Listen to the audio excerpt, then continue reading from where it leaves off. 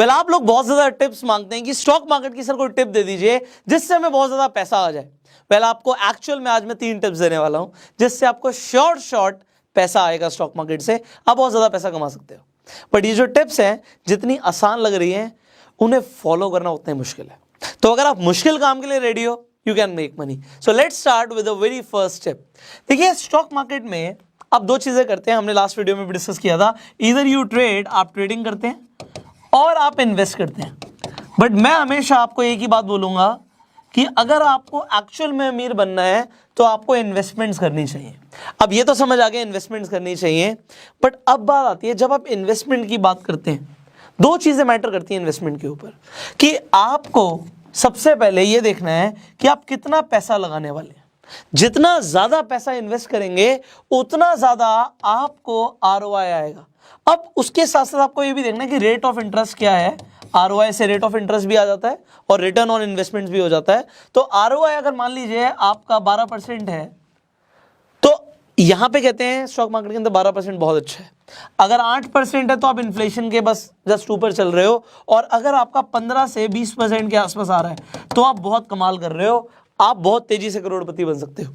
अब ये जो खेल है कि आप कितना पैसा इन्वेस्ट करते हो और कितना ज्यादा रेट ऑफ इंटरेस्ट मिलता है, इसके साथ साथ एक और चीज आ जाती है कि आप कितने टाइम के लिए इन्वेस्ट करते हो। तो अब जो मेरी नंबर 1 टिप है, आप ये समझिए, अगर आपको बहुत तेजी से आगे बढ़ना, अपने पोर्टफोलियो को बहुत तेजी से आगे लेके जाना है, तो इन 3 चीजों के ऊपर हमें काम करना है। पहली चीज, हम कितने टाइम के लिए इन्वेस्टेड रहते हैं। जितना ज्यादा टाइम के लिए आप इन्वेस्टेड रहोगे उतना ज्यादा आपका फायदा होगा। दूसरी चीज, आप कितना ज्यादा पैसा इन्वेस्ट करते हो। और तीसरी चीज आ जाती है कि आपको रिटर्न ऑन इन्वेस्टमेंट कैसे मिलता है।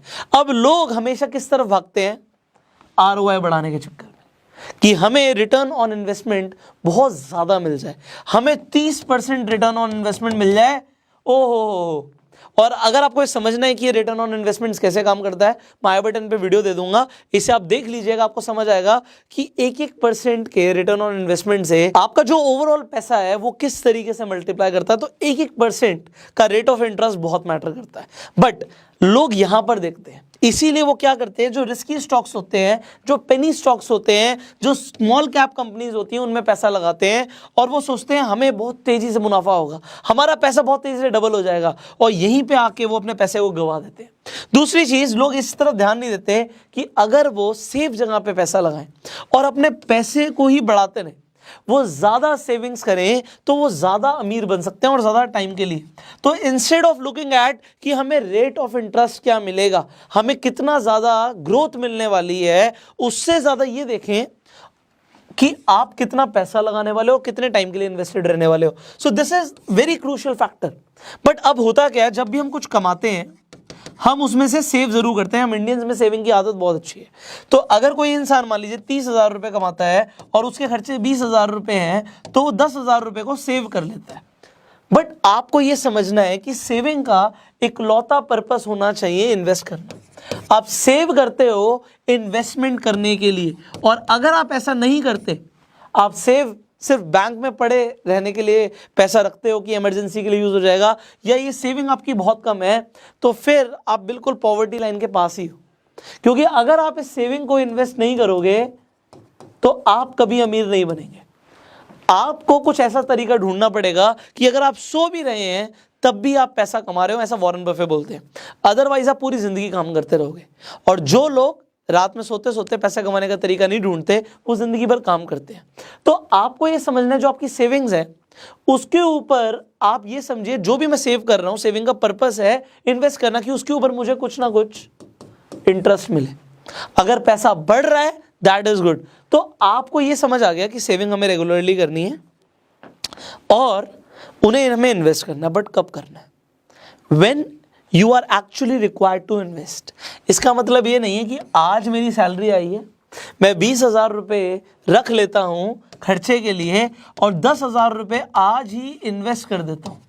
लोग ऐसा करते हैं, लोग SIP डाल देते हैं, लोग म्यूचुअल फंड्स में इन्वेस्टमेंट करते हैं, कुछ भी गलत नहीं है।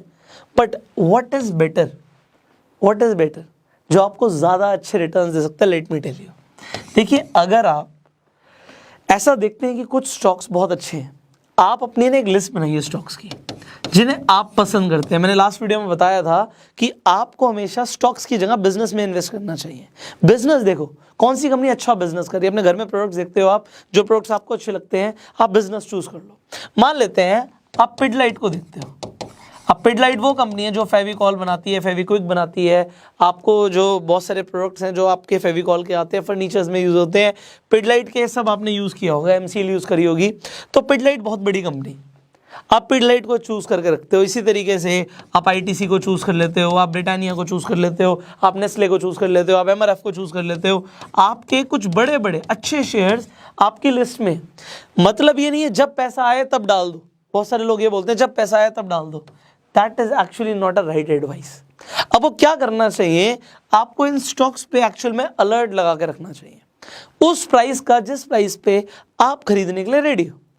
इसका मतलब है कि मैं ये नहीं कह रहा कि आप अभी के अभी लिमिट ऑर्डर लगा दो, वो हम बाद में बात करेंगे कि कैसे लगाते हैं, उसका फायदा क्या है। मैं अभी एक अलर्ट लगाने के लिए कह रहा हूँ। यू कैन एक्चुअली सी, देखो ये कंपनीज बहुत बड़ी कंपनीज हैं, ये ग्रो कर रही हैं और करेंगी, ये तो चलो प्रूवन है। बाकी आप इनकी एनालिसिस कैसे कर सकते हैं हम आगे बात करेंगे, और भी कंपनीज के बारे में कैसे जान सकते हैं कि इन्वेस्ट करना चाहिए नहीं करना चाहिए। बट मैं अभी आपको जो पॉइंट बोल रहा हूँ वो ये है कि आप लिस्ट बना लो। ऐसा नहीं है जब पैसा आया तब डाल दिया। और देखो कि जो इनका जो ग्राफ है, जो प्राइस है, वो कब नीचे जा रहा है, क्योंकि मार्केट का रूल है market will always bounce back. तो अगर आप कभी भी जब नीचे होता है स्टॉक उसे खरीद लेते हो तो बाउंस बैक तो करेगी और आपको मुनाफा होने के ज़्यादा चांस हो जाएंगे।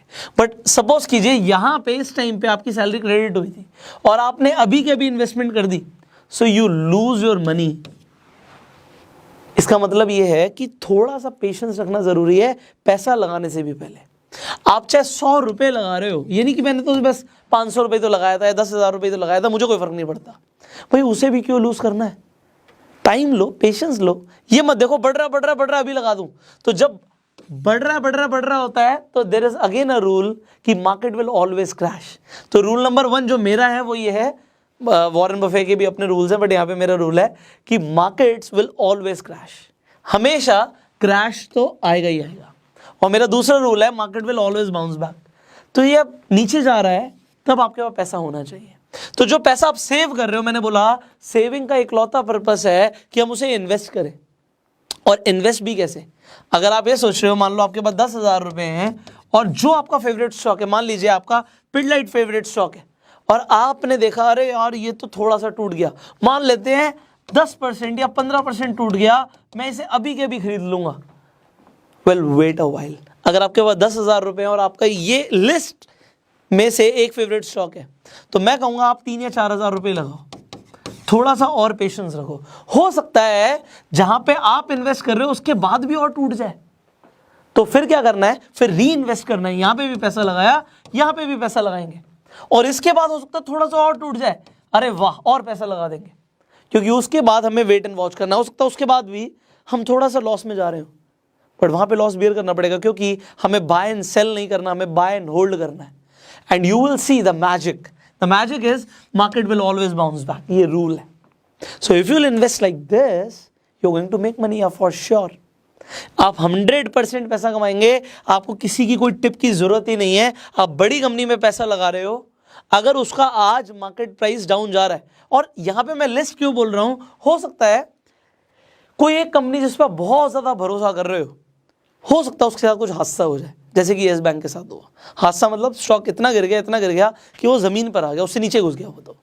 बट बात यह है कि उसके बाद भी क्या बाइंग अपॉर्चुनिटी बनती है, उसके लिए आपको बहुत सारे एनालिसिस करने पड़ेंगे। बट द थिंग इज जो बड़ी कंपनीज है उनके साथ जनरली ऐसा नहीं होता, हो भी सकता है, बट इसीलिए मैंने लिस्ट बोला कि ना सिर्फ एक, आपके पोर्टफोलियो में कम से कम 3-4 बड़ी कंपनीज होनी चाहिए कि आपको वो एक स्टेबिलिटी भी दे, आपको हार्ट अटैक ना हो जैसे बहुत सारे लोगों को हो जाता है।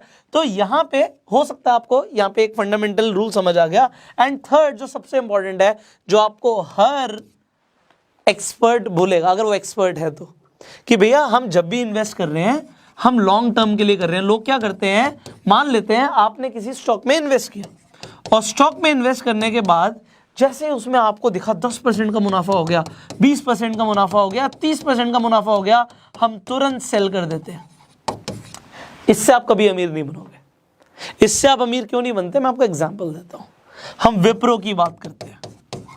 आज से 40 साल पहले, हो सकता है आप में से ज़्यादातर लोग हो भी ना इस दुनिया में, मैं भी नहीं था, बट अगर 40 साल पहले मान लेते मेरे फादर या मेरे दादाजी सिर्फ और सिर्फ 100 रुपये विप्रो में लगाते, सिर्फ 100 रुपये। डेफिनेटली आप कहेंगे सर 100 रुपये भी बहुत बड़ी बात थी आज से 40 साल पहले, बट इतनी भी बड़ी बात नहीं थी। बट अगर सिर्फ 100 रुपये लगाते तो आज वो 7 करोड़ रुपए होते। समझ रहे हैं आप? ये लॉन्ग टर्म का मैच है। आप सोचिए किसी इंसान ने 100 रुपये इन्वेस्ट किया और जैसे उसका 130 रुपये हो गया उसने बेच दिया। Oh what a profit man. And आज वो रो रहा होगा कि भैया 7 करोड़ रुपए हो गया। तो इसीलिए लॉन्ग टर्म का मैजिक है। मैं आपको एक और एग्जांपल दे देता हूं। अगर हम इन्फोसिस की बात करते हैं तो इन्फोसिस के शेयर में किसी ने 1995 के अंदर अगर 10,000 रुपए लगाए होते, मान लेते हैं मेरे फादर ने, मैं 1995 में पैदा हुआ था, 26 साल का ही हूँ, तो मेरे फादर ने मेरे नाम पे, मेरी खुशी पे, आज मेरी बिटिया हुई है, तो जब वो पैदा हुई तो उसके नाम के लिए, मतलब जब वो हुई तो मेरी तरफ से गिफ्ट उसके लिए मैंने कुछ शेयर्स खरीद के उसके लिए डाल दिए फॉर लॉन्ग टर्म। अब वो उसके, मेरे नहीं है। जब उसमें समझ आएगी इतनी कि वो उन शेयर्स के साथ डिसीजन ले सकती है तो वो लेगी। मैं कुछ नहीं करूंगा उन शेयर्स का, ये मैंने सोचा है। This is my long term perspective कि मेरे बच्चे के लिए मैंने सोचा भैया मेरी खुशी में, मेरे फादर 10,000 करते, मैं जितना कर सकता था मैंने कर दिया। तो मैं आपको एक एग्जांपल दे रहा हूं कि मेरे फादर ने अगर 10,000 रुपए की, मेरी खुशी में बेटा हुआ है जी, इसके नाम पे हम 10,000 शेयर डाल देते हैं इन्फोसिस के, तो आज की डेट में वो 68 लाख रुपीज होते हैं। इसका मतलब है कि एक बच्चे की जितनी भी पढ़ाई वढ़ाई लिखाई का खर्चा होता है, जितना माँ बाप को करना होता है, सब हो गया। ऑब्वियसली लॉन्ग टर्म हमारा फायदा तभी है जब हम उन स्टॉक्स को थोड़ा थोड़ा डाइल्यूट करके वो कैश को ले आए अपने पास। हम इन्वेस्टमेंट इसीलिए करते हैं, बट वो लॉन्ग टर्म में जो आपको रिजल्ट देती है ना, वो कभी भी ये नहीं होता कि मेरे फादर ने देखा 10,000 का शेयर मैंने खरीदा था, 13,000 का हो गया, बेच दो। अगर ऐसा सोचते तो कुछ नहीं होता। वैसे तो उन्होंने ऐसा कुछ किया नहीं, तो सोचते और नहीं सोचते की तो बात ही नहीं है। बट आपको मैं बता रहा हूँ, अगर आपने ये जो मैंने आपको आज 3 टिप्स दिए हैं, इन्हें फॉलो कर लिया तो सोचो आने वाली आपकी जनरेशन का क्या होगा। They will be filthy rich. एक आदमी को सिर्फ अपनी ज़िंदगी में मेहनत करके, दिमाग लगा के, एजुकेशन लेके अपना फाइनेंशियल लाइफ को चेंज करना होता है, और उसके बाद अगर उसको बच्चों को भी वो एजुकेशन मिल जाती है तो आने वाली जो पुश्ते हैं ना, वो सब अमीर पैदा होती है। तो वो पैदा ही अमीर होती है। मेरी बेटी पैदा ही करोड़पति हुई है, उसका रीज़न है क्योंकि उसके बाप ने मेहनत कर ली। तो एक इंसान को तो करना पड़ेगा। Will that be you in your family? So बहुत सारे ऐसे लोग हैं जो आज एक मिडिल क्लास फैमिली से वीडियो देख रहे हैं। मेरा सवाल आपसे, will you be the first millionaire in your family? If yes, नीचे कमेंट कीजिएगा। वीडियो अच्छी लगी जल्दी से लाइक कर दीजिए, शेयर कर दीजिए, फैला दो यार आग की तरह। ऐसी इन्फॉर्मेशन लोगों को नहीं मिलती, तो अगर आप शेयर करोगे तो किसी का भला हो जाएगा। फाइनली YouTube पे वीडियो देख रहे हो, सब्सक्राइब करो, बेल आइकन पे क्लिक करो, क्योंकि अभी बहुत सारी वीडियोस आनी बाकी हैं। और अगर Facebook पे देख रहे हो, फॉलो करो। I will see you in the next video. Till the time, you go self made.